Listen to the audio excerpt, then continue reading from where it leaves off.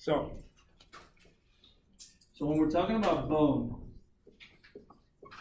and we're talking about bone formation, right? Remember, whether we're talking about endochondral bone formation or intramembranous bone formation, we're still talking about osteoblasts. And those osteoblasts, they're going to secrete osteoid. So these osteoblasts will secrete osteoid. And the osteoid is a combination of calcium phosphate along with collagen. And that's type 1 collagen. Now, there are different forms of type 1 collagen. And again, so it's type 1 collagen along with calcium phosphates. And for every 3 calciums, there's 2 phosphate groups associated. So that's how we write it chemically in chemistry. That they call that, in large amounts, they refer to that as hydroxy apatate.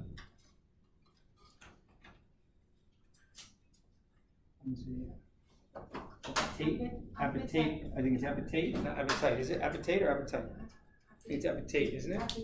Appetite. Is it appetite or apatate? I think there's an I in there. Is there? All right. So it's either apatate or appetite. So that's their name for it. Okay.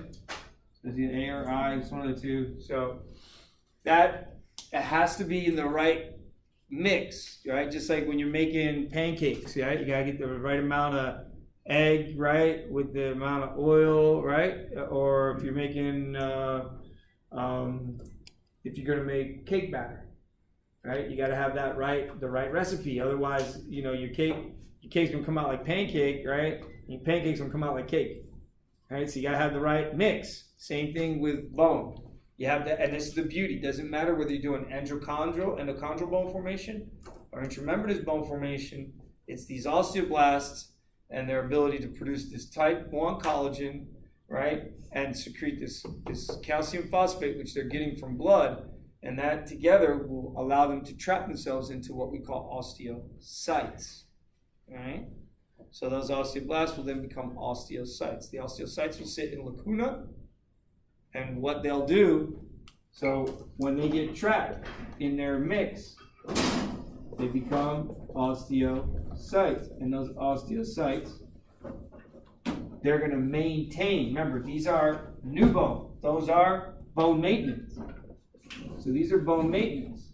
Now, we used to think that bone, there used to be a time where we used to think that bone was like this wall, fixed and never changing.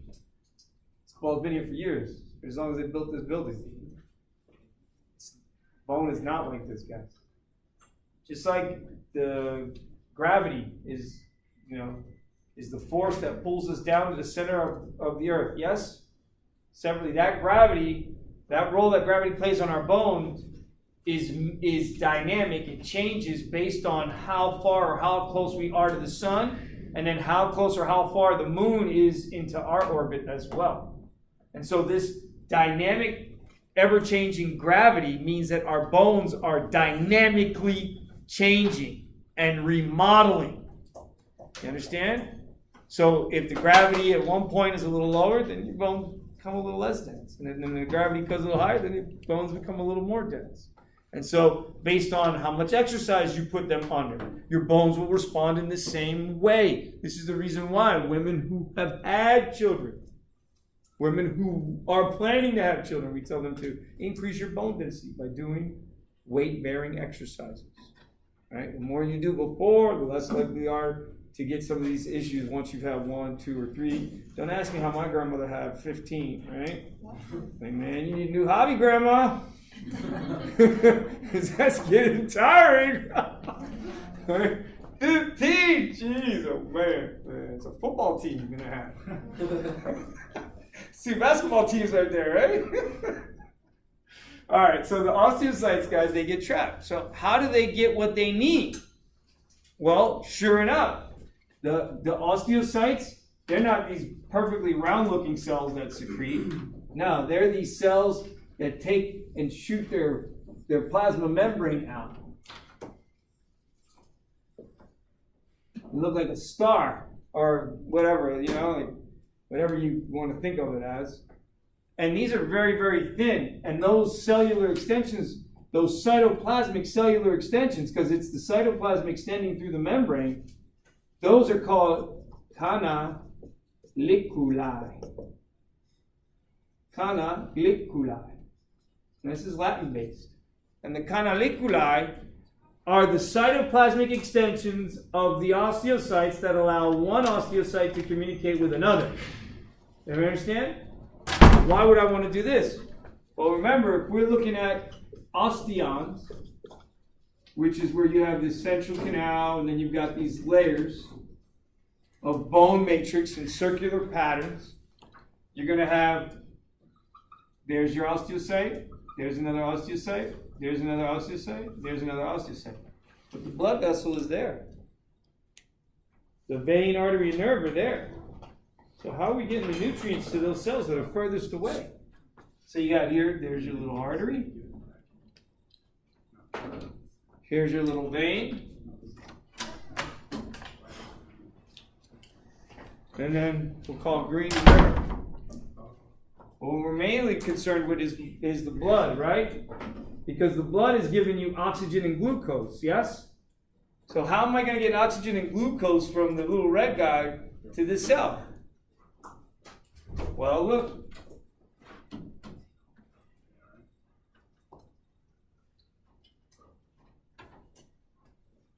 They're communicating with each other through these cytoplasmic extensions. So this is how the bone cells, the osteocytes, will get nutrients from the central canal to the outer layer of my osteon.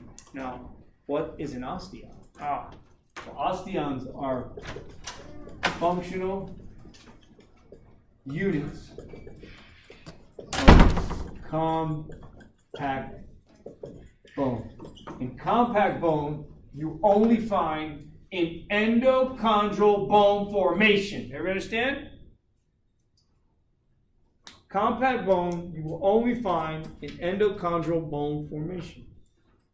So the weight-bearing bones of our body, right? They have this out. I was thinking about the other day as I'm walking around, I saw this beautiful bamboo trees over at Miami Country Day School, because I work there in the afternoons tutoring students. Beautiful bamboo. I said, man, what is it with pandas and bamboo? So sure enough, I pull a leaf off, stick it in my mouth, and start chewing it. Oh man, you know what? It tastes like lettuce. I can see why they like this stuff. Makes sense. But what amazes me about bamboo is I go over and touch the stuff, because they'll chew not on the leaves. Yeah, they'll chew on the whole entire bamboo stalk. You understand? And you're like, how is it? So I touch the thinnest of bamboo, and if you ever touch the texture of bamboo, it's very strong. Yeah? Now let's imagine that we are God. All of us are God right now. We want to make the strongest bone possible, right? So, okay. My bone, so here's my cross-section of bone. So here's my cross-section of femur.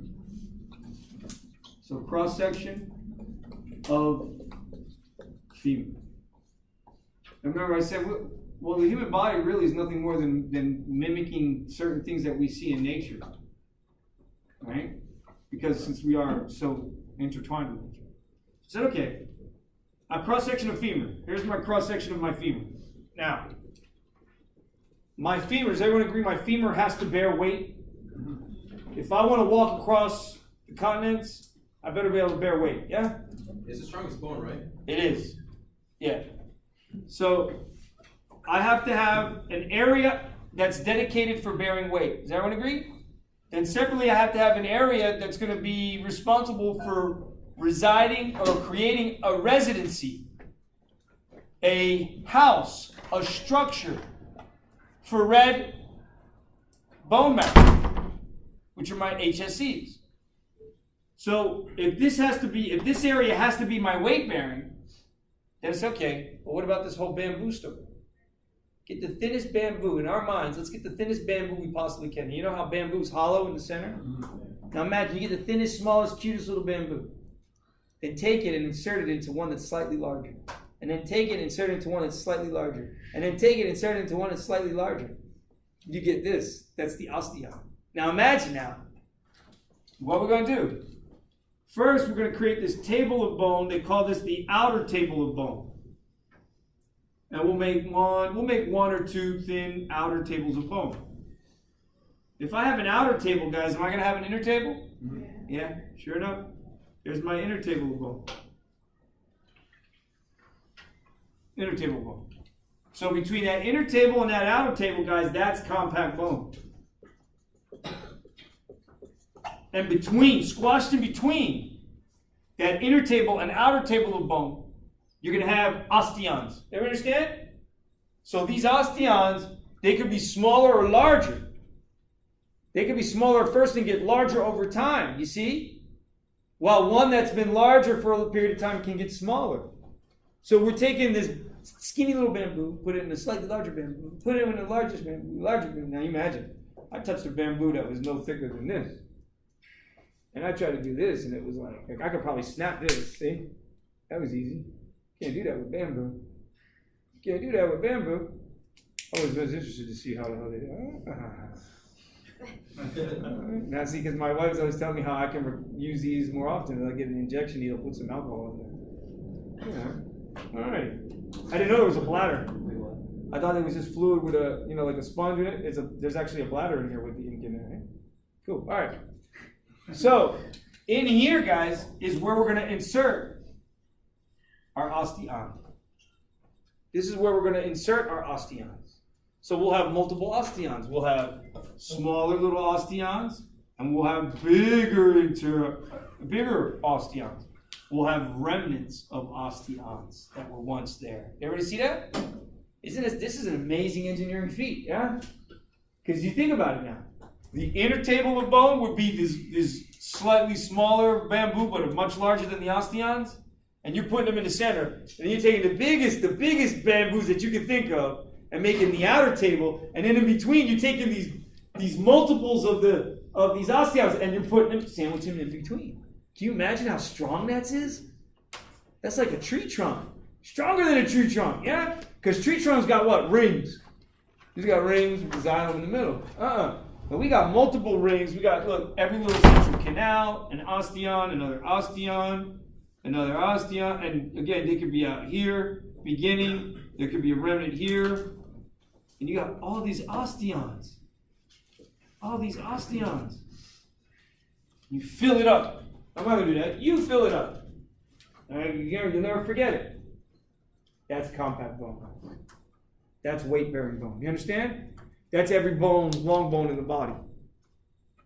What about arms and legs? Oh, because remember, we weren't always bipedal, were we? Yeah, that's why the skin on our hands still has what? That extra layer. Because we used to run on both hands and feet.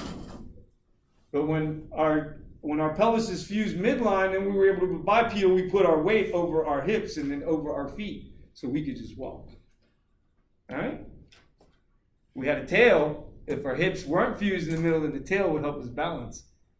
So now we don't have a tail because our hips are fused and our center of gravity of our upper body is over the center of our pelvis.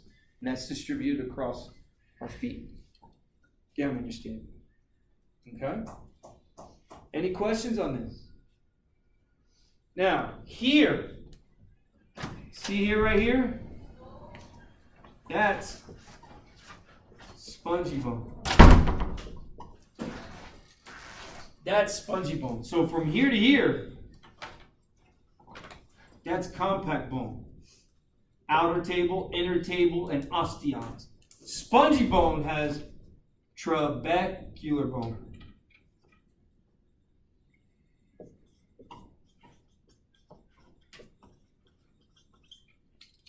Was she able to give it to you? Yeah. I think so. Is it? Oh, she did. Oh, that's so sweet. Thank you. Please. Thanks so much. I guess. Yeah, so that's Dead Sea Scrolls. yeah. All right. Yeah. That's the wrong. Very good. All right. So any questions on this so far, guys? Now, what winds up happening is there's a story. Remember, I told you there's always a story. Remember the story about the hematopoietic stem cell, and that it originates in the yolk sac. And the hematopoietic stem cell is going to leave the yolk sac because we're not chickens. Yeah? We're not chickens. But yet, at some point, we look like chickens and we have a yolk sac in embryological development. But we're not chickens, so that yolk sac it's going to get cut off. It's going to get shut down. So those hematopoietic stem cells, they're going to leave the yolk sac. And they're going to enter into the liver and spleen. And what are they waiting for? Anybody remember? They're waiting for the bone. They're waiting for endochondral bone to become bone itself. They're waiting for a bone marrow cavity. Because when they get a bone marrow cavity in bone, then the hematopoietic stem cells that moved into the liver and spleen, they'll leave there because the liver and spleen got other things to do. Right? It's like, the in-laws came over, or, you had some relatives come over, right? They stay for a period of time, but yeah, it's time to go. All right? Like any decent piece of fish, yeah? It all smells bad in the end, right? So you can only stay for so long, so they leave. And they move in to the medullary cavity. So in there is where your HSC cells. So your HSCs, they waited. Yeah, they're waiting for their penthouse to be built in the bone. When it's done, they'll move into bone. Okay? So bone isn't just about weight bearing. It's about what? A residency for hematopoietic stem cells to sit in. Not all the cells that are in there will stay there. That's immunology. So this is the reason why you want to learn this stuff now. So when you come into 2086, you already know about the cells. I'm not teaching you something new. You already know about the cells. All right? And that's the idea. Question? Somebody had their hand up? Or was that you just stretched? Nobody? Any questions so far? Did you need more?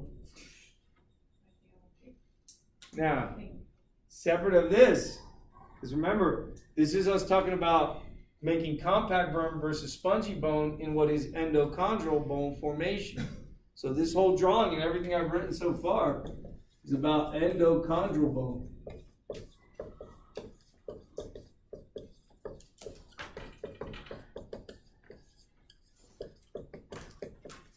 Suffice it to say that from here up, these osteoblasts and other cells, not just the osteoblasts, but other cells, because this is something special. You'll soon, when we get into nerve, you'll find out that there's a set of cells called the neural crest cells that will aid in creating nerves, even bones of the face and muscles of the face. So these are specialized forms of cells that have the ability to become something more and greater, because this is something special.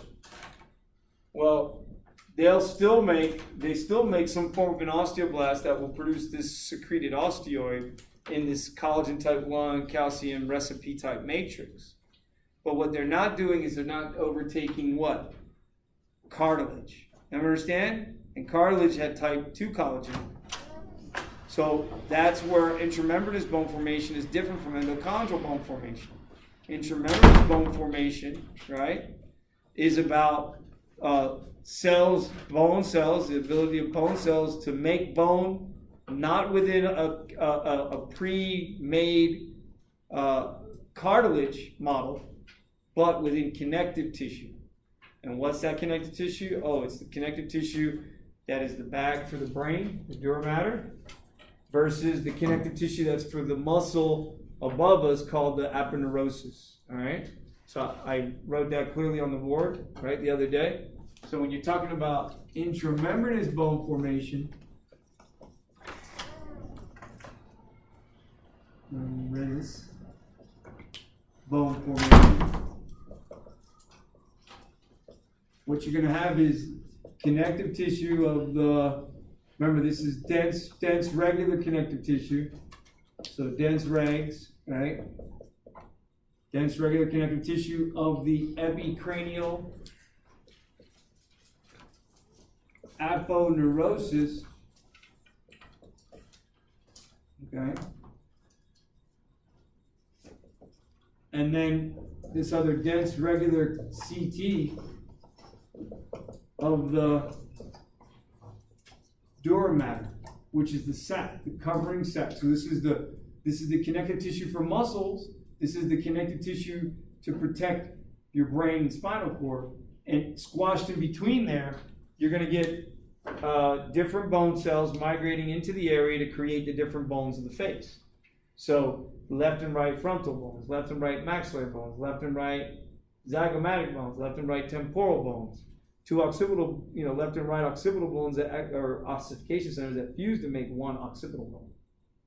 Well, the sphenoid bone is like one center of ossification, maybe multiples that fuse together to make up the sphenoid bone. The ethmoid bone has its own center of ossification center as well. Are you guys getting me? Each bone of the face and skull has its own center of ossification. And now this is important.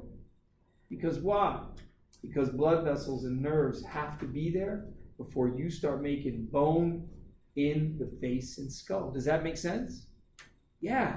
Because the bone, hey, if this is nerve and blood vessels and I'm bone, then now what? I have to wait for the vein, artery, and nerve to be there. And then as bone, I'm going to what? I'm going to grow around it. There you see? That's what gives rise to all the foramen in the skull, guys. There's holes in the skull because you got nerves coming out of the brain. And you got nerves going back into the brain. And you got blood vessels coming into the brain. And you got blood vessels leaving the brain. Make sense? And that all better be there before this becomes bone. Does that make sense? It does.